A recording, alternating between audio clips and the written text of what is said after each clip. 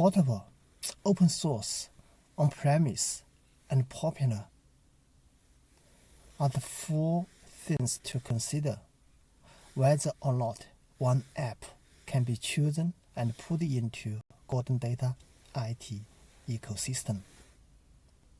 First, portable. I should be able to download from the internet,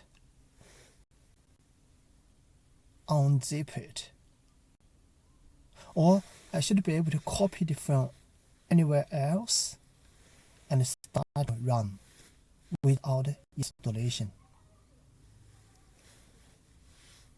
Second, open source.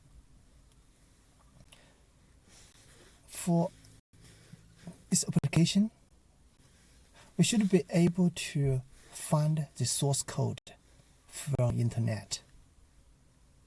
And third, on-premise. I prefer software which can be hosted in-house instead of being hosted in cloud. Fourth, popular. This app should be one of the popular apps within that category, or it is developed with one of the most popular languages.